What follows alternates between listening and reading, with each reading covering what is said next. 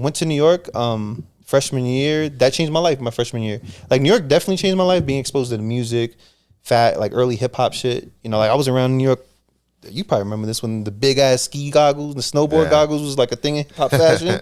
Like that was big the poofy shit. Jackets Yeah, and shit. that's still a thing. I like the poofy jackets. Yeah. But so just that, having that, and then when I moved to New York my freshman year, that changed everything. That changed my life. I got introduced to a new level of fashion.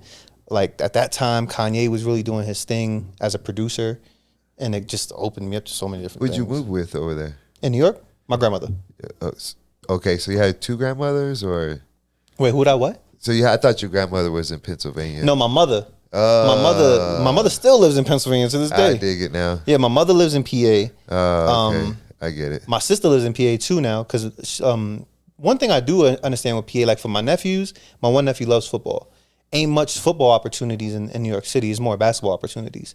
So if you want your son to be involved in football and stuff like that, you got to go live somewhere where there's those type of opportunities. So that's why my sister, she loved that PA shit, if I'm correct, because it gives her kids opportunities. My other sister, she live in New York with her husband, 2 kids. My aunts live in New York. My grandma lives in New York.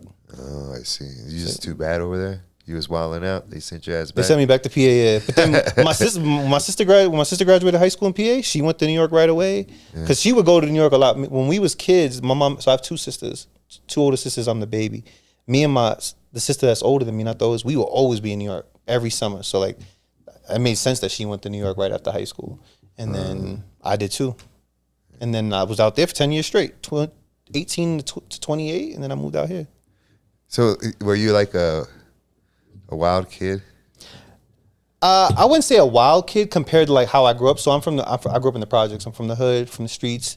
So like I would see things and have access to things and be exposed to things, but I wasn't like really in the streets. Like I wasn't out here selling nickel and diamond to people. You know what I mean? But I was around all that stuff. So you exposed to all this shit. You know what I mean? But I wasn't a bad kid. I wouldn't say I was a bad kid. Yeah, so how would you describe, if you would back Me as a kid? You as a high schooler. Who were you in high school? Me in high school, I was definitely into music and fashion. I was smoking weed, so I think my family would look at that as a bad thing, although I don't think it's a bad thing. Really just trying to be, I was still finding myself. I knew I wanted to make beats at that time. So I already had like a little drum machine.